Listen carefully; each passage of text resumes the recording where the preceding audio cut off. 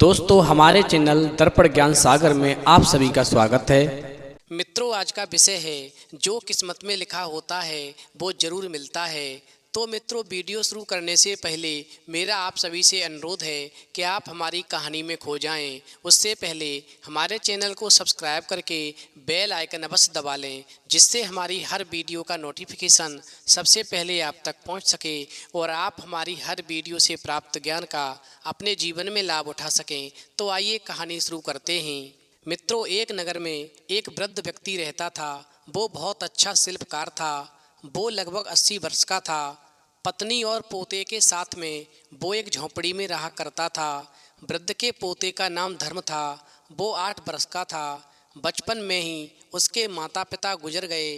तब से दादा दादी ही उसके माता पिता बन गए और उसका लालन पालन किया।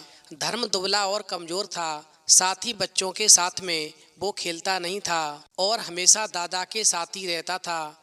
दादा के साथ पहाड़ों पर घूमता था। वहीं जब शिल्प बनाने के लिए दादा जब पत्थरों को साफ करता था और उनके टुकड़े करता था, तो वो धर्म जो था वहीं आसपास घूमता रहता था और छेनी और हथौड़ा लेकर के छोटी छोटी गुड़ियाँ तराशता रहता था। धर्म मिट्टी से भी गुड़ियाँ बनाता था। उन गुड़ियों को दादा को दिखाकर पूछता था कि ये कैसी हैं। वहीं गुड़िया को देख कर के दादा कहते थे, बेटा तुमने बहुत अच्छी गुड़िया बनाई है। तुम आगे चलकर बड़े होकर के बहुत बड़े शिल्पकार बनोगे। और फिर ऐसा कहकर के वृद्ध व्यक्ति जो था अपने पोते धर्म के गालों को चूम लेता था और मन ही मन में सोचता था कि कभी ना कभी मेरा पोता बहुत बड़ा शिल्पकार बनेगा और एक दिन ये राजा भी बनेगा। वहीं उस वृद्ध की पत्नी वृद्ध की बातों को सुनकर के आश्चर्यचकित होती थी और फिर पूछती थी कि तुम हमेशा कहते हो कि तुम्हारा पोता बड़ा शिल्पकार बनेगा, तो ये तो हमारा जातिगत पेशा है, इसमें आश्चर्य की क्या बात है। लेकिन एक बात समझ नहीं आती, तुम कहते हो कि ये राजा भी बनेगा, तो बताओ राजा कैसे बनेगा।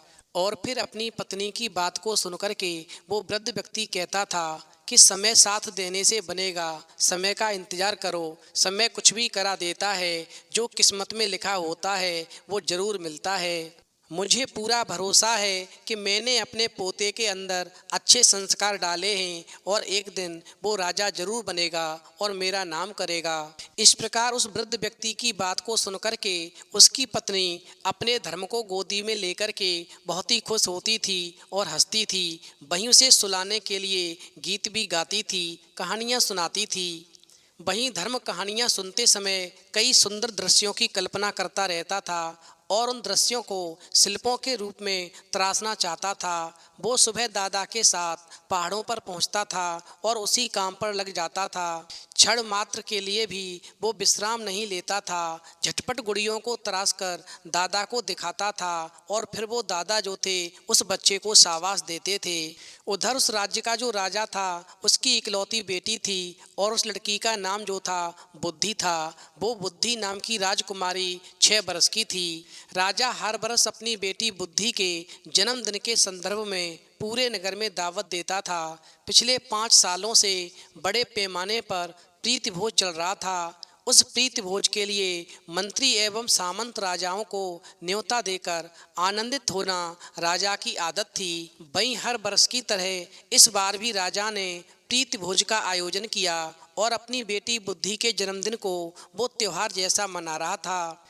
वहीं वो वृद्ध जो था थोड़ा बहुत रसोइये का काम भी कर लेता था। वहीं रसोइयों को सहयोग देने के लिए पिछले 5 सालों से वो वृद्ध जो था राजा के राजभवन में हर बार आता था, क्योंकि उस वृद्ध ने मात्र शिल्पी के रूप में ही नहीं रसोइया के रूप में भी अपना नाम कमाया था। इसलिए राजा जो था उस वृद्ध शिल्पकार को अपने यहाँ जरूर बुलाता था। चूँकि थोड़ा बहुत धन कमाने के लिए वो वृद्ध जो था रसोई का काम भी किया करता था। शरीर सहयोग न देने पर भी पत्नी और पोते के पोषण के लिए वो हमेशा प्रयास करता रहता था। वहीं पोते के साथ में वो वृद्ध जो था राजभवन में पहुंचा था, क्योंकि उसका पोता धर्म जो था रसोई में सहयोग तो नहीं दे सकता था क्योंकि वो छोटा था, लेकिन थाली साफ करना, बर्तन मांजना, काटी गई सब्जियों को रसोइयों को देना और पकाए गए पकवानों को ढंग से मेज पर रखना आदि छोटे मोटे काम में वो हाथ बटाता था। इस प्रकार वृद्ध व्यक्ति सोचता था कि मेरा पोता धर्म थोड़ा बहुत भी हाथ बटाएगा तो मेरे काम में सहायता मिलेगी, और इसी उद्देश्य से वृद्ध भी अपने पोते को साथ में लेकर आया था। क्योंकि जो धर्म था वो ढंग से काम करता था, क्योंकि उसके दादा ने उसके अंदर अच्छे संस्कार डाले थे। इस प्रकार राजा के राजभवन में जन्मदिन की तैयारियां शुरू हो गईं और खाना पकाया गया। उधर चौपाल की मेज पर धर्म जो था थालियों को ढंग से रख रहा था। मेज इस छोर से उस छोर तक लगी हुई थी और इस ओर से उस ओर तक बैठकर खाने की सुविधा थी। वहीं जिस समय पर धर्म जो था थाली को एक एक करके जब मेज पर सजा रहा था तो उसने वहाँ पर रखी हुई कुछ गुड़ियों को देखा। उसमें बाग की गुड़िया, पुरानी गुड़िया, संगमरमर की गुड़िया आदि कई प्रकार की वहाँ गुड़ियाँ लगी हुई थीं। चूँकि उसमें एक गुड़िया की दाढ़ टूटी हुई थी और फिर ऐसा देख कर के धर्म को अच्छा नहीं लगा और वो कहने लगा, अरे इस गुड़िया की तो दाढ़ टूटी है और दाढ़ टूटा हुआ बाघ बिल्ली के बराबर होता है। और ऐसा सोच कर के धर्म जो था वो हंसने लगा। वहीं जिस समय पर धर्म हंस रहा था तो राजकुमारी बुद्धि ने हंस रहे धर्म को देखा और कहने लगी, तुम क्यों हंस रहे हो? और फिर उत्तर देने के पहले धर्म ने बुद्धि को आंखें फाड़कर देखा और मन ही मन में सोचने लगा, अरे ये राजकुमारी तो गुड़िया जैसी सुंदर है। और फिर बोला, हे बुद्धि राजकुमारी, आपके बाग की गुड़िया बिल्कुल ठीक नहीं है। तो राजकुमारी बुद्धि कहने लगी, अच्छी नहीं है तो यहाँ क्यों रखी है, मैं इसको निकाल कर के अभी फेंक देती हूँ। और फिर मेज पर रखी हुई गुड़िया को वो राजकुमारी बुद्धि खींचने का प्रयास करने लगी। मित्रों, जिस समय पर राजकुमारी बुद्धि उस गुड़िया को खींचने का प्रयास कर रही थी तो उस वृद्ध शिल्पकार की नज़र उस राजकुमारी बुद्धि के ऊपर पहुंची तो वो एकदम से दौड़कर गया और उसको गुड़िया को खींचने के लिए मना करने लगा। उसने मन में विचार किया, यदि गुड़िया गिरकर जमीन पर टूट गई तो राजा पता नहीं हम लोगों को क्या दंड देगा। हम चाहे जितनी भी बात कहेंगे कि ये गुड़िया राजकुमारी ने तोड़ी है, मगर वो हमारी बात नहीं मानेगा और अपनी बेटी को दंड नहीं देगा, वो बदले में हम लोगों को ही दंड देगा। और इसी डर की वजह से जिस समय पर वो वृद्ध शिल्पकार जो था राजकुमारी को गुड़िया खींचने से रोक रहा था तो गुड़िया धोखे से जमीन पर गिर गई और उसके टुकड़े टुकड़े हो गए।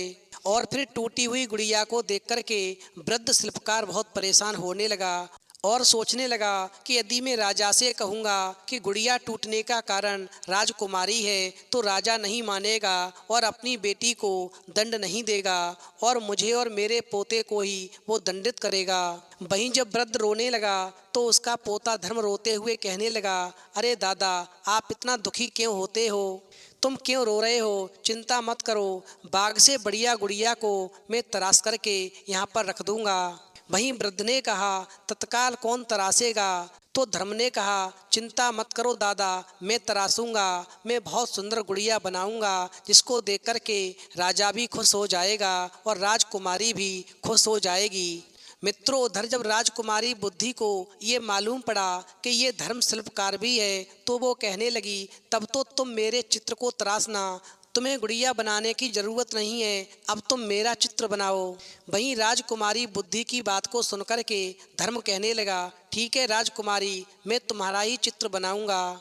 फिर तो राजकुमारी का चित्र बनाने के लिए वो धर्म जो था राजकुमारी बुद्धि का हाथ पकड़ कर के एक तरफ को ले गया। उधर जब वृद्ध ने देखा तो कहने लगा, नहीं बेटा, ऐसा मत करो, राजा के देखने पर सब गड़बड़ हो जाएगा। मगर धर्म जो था दादा के कितना मना करने पर भी वो नहीं माना और रसोई घर के पीछे राजकुमारी बुद्धि का हाथ पकड़कर ले गया। वहीं रसोई घर से राजकुमारी को धर्म का ले जाना रसोइयों ने देख लिया और सोचने लगी, ये क्या हुआ क्या हुआ। और फिर इस प्रकार से पूछते हुए उस वृद्ध को चारों तरफ से लोगों ने घेर लिया। वहीं जो कुछ भी हुआ था, जो भी सच बात थी, उस वृद्ध व्यक्ति ने सब लोगों को बता दी जो कार्यक्रम में आए थे। वहीं वृद्ध व्यक्ति की बात को सुनकर के कार्यक्रम में आए सभी लोग कहने लगे कि तुम्हारा पोता धर्म राजकुमारी की प्रतिमा तत्काल तराश सकता है। अरे हमें ऐसा तो असंभव लगता है। यदि तुम तराशने की बात करो तो हम समझ सकते हैं कि राजकुमारी का चित्र तुम बना सकते हो। सोचो, उधर सभी प्रीत भोज के लिए सन्नद्ध हो रहे हैं। राजा के आने के समय वहाँ कोई गुड़िया नहीं होने से प्राण संकट की स्थिति होगी। वहीं वृद्ध व्यक्ति कार्यक्रम में आए हुए व्यक्तियों से कहने लगा, अरे धर्म तरासेगा या नहीं तराश सकेगा ये मैं नहीं कह सकता, लेकिन मैं तत्काल किसी भी प्रकार की गुड़िया को नहीं तराश सकता हूँ, क्योंकि मेरे हाथ पैर नहीं चल रहे हैं, क्योंकि मैं बूढ़ा हो गया हूँ। और फिर उस वृद्ध ने दीवार से सटकर अपनी आंखें मूंद लीं। वहीं रसोई घर के पीछे टूटा हुआ एक संगमरमर का स्तंभ 2 टुकड़ों में पड़ा हुआ। धर्म ने उसमें से एक टुकड़ा लिया और उसे सामने खड़ा कर दिया और फिर पेड़ की छांव में बैठ कर के वो राजकुमारी बुद्धि के चित्र को बड़ी ही तेजी से तराशने लगा। वहीं विशाल ललाट, बड़ी बड़ी आंखें, कली जैसी नाक, लाल रंग के होठ और गोल चंद्र बिंब जैसा राजकुमारी बुद्धि का मुख बना दिया। उधर जिस समय पर धर्म उस राजकुमारी बुद्धि का चित्र तराश रहे थे, उसी समय पर उसके दादा जो वृद्ध थे, बड़े शिल्पकार रहे थे, वो एकटक अपने पोते को देख रहे थे। उधर राजकुमारी बुद्धि का सुंदर सा चित्र आधे घंटे के अंदर धर्म ने तैयार कर दिया। और फिर जब राजकुमारी बुद्धि का चित्र बनकर तैयार हो गया और जब सबने देखा तो उसकी खूब तारीफ की। वहीं सभी ने कहा कि ये तो काफ़ी बढ़िया है। और फिर राजकुमारी बुद्धि अपनी प्रतिमा को स्वयं देख कर के फूली नहीं समाई और उसको चूमती रही। इतने में ही सखियां जो थीं राजकुमारी बुद्धि को ढूंढते हुए कार्यक्रम में पहुंच गईं। इधर दावत का इंतजाम पूरा हुआ। मंत्री एवं सामंतों के साथ में राजा भी वहाँ पर पहुँच गया। वहीं मेज पर रखी हुई प्रतिमा को देख कर के सभी एकदम से आश्चर्यचकित रह गए। वहीं राजा ने भी जब अपनी बेटी की प्रतिमा देखी तो एकदम से आश्चर्यचकित रह गए और कहने लगे, मेरी बेटी की इतनी सुंदर प्रतिमा किसने बनाई है? जो भी इस प्रतिमा को बनाने वाला कारीगर है, उस कारीगर को मेरे सामने उपस्थित करो। उधर राजा की बात को सुनकर के वो वृद्ध व्यक्ति जो था डर के मारे कांपे जा रहा था। पता नहीं राजा क्या दंड देगा, हम लोगों को क्यों बुला रहा है। इस प्रकार जब वृद्ध व्यक्ति अपने पोते धर्म को लेकर के राजा के दरबार में पहुंचा तो राजा ने पूछा, तुम्हारा नाम क्या है? तो उसने उत्तर दिया, महाराज मेरा नाम धर्म है। फिर राजा बोला, क्या वो तुम ही हो जिसने इस प्रतिमा को तराशा है? तो धर्म बोला, जी महाराज, मैंने ही आपकी बेटी राजकुमारी बुद्धि की प्रतिमा को तराशा है। तो राजा कहने लगा, अरे बेटा, इतने छोटे पर तुमने इतनी महान विद्या कहाँ से सीख ली? तुम्हारे गुरु कौन हैं? तो धर्म कहने लगा, महाराज मेरे गुरु मेरे दादा हैं और अपने दादा के पास ही रह कर के मैंने प्रतिमाओं को तराशना सीखा है। वहीं मुझसे भी बढ़कर मेरे दादा और अच्छी तरह प्रतिमाओं को तराशते हैं। उधर वो वृद्ध व्यक्ति कहने लगा, नहीं नहीं महाराज, मुझसे अच्छी प्रतिमा तो मेरा पोता धर्म ही तराशता है, जिसने आपकी बेटी बुद्धि के चित्र को तराशा है। वहीं जन्मदिन के संदर्भ में राजकुमारी को वो अद्भुत उपहार दिया गया और फिर राजा ने प्रतिमा बनाने वाले धर्म को अपने बगल में बिठा लिया और दूसरी तरफ अपनी बेटी को बिठा लिया और अपने पास में बिठा करके उन्हें खाना खिलाया। वहीं वृद्ध व्यक्ति जो था देख करके बहुत ही खुश हुआ कि मैंने सोचा था कि मेरा बेटा एक दिन राजा जरूर बनेगा। आज ये राजा के पास में बैठ कर के देखो खाना खा रहा है। इस प्रकार से समय धीरे धीरे बीतता गया। वहीं 10 वर्ष के बाद में धर्म सुंदर युवक बन गया। उधर राजकुमारी बुद्धि भी अत्यंत सुंदरी हो गई। दोनों ने बचपन के स्नेह को प्रेम में बदला और फिर शादी कर ली। कुछ ही दिनों में धर्म युवराज बन गया और फिर जैसे ही धर्म युवराज बना तो वृद्ध व्यक्ति अपनी पत्नी से कहने लगा, मैंने तुमसे कहा था कि भाग्य चमके तो मेरा पोता राजा जरूर बनेगा और वो ही हुआ। वहीं वृद्ध व्यक्ति की पत्नी कहने लगी, तुम रोजाना अपने पोते की खूब बढ़ाई करते थे, काफ़ी तारीफ करते थे।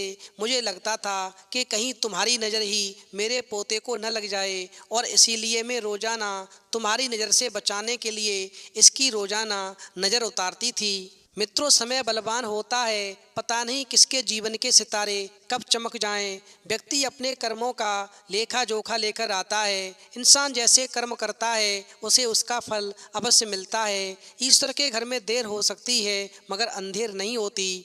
इंसान को सपने जरूर सजाने चाहिए। जो इंसान सपने सजाता है एक दिन उसके सपने अवश्य पूरे होते हैं। बस केवल इंसान को कर्म करना चाहिए। तो मित्रों, इस कहानी से ये सीख मिलती है कि जिस प्रकार से धर्म नाम के बच्चे ने मेहनत करके और एक राजा का पद हासिल किया, तो भाग्य में जो लिखा होता है वो जरूर मिलता है। बस अच्छे और समय के हिसाब से कर्म करने की ज़रूरत है। तो मित्रों, यदि आपको वीडियो पसंद आई हो तो प्लीज़ आप हमारे चैनल को सब्सक्राइब करें और वीडियो को अधिक से अधिक शेयर करें।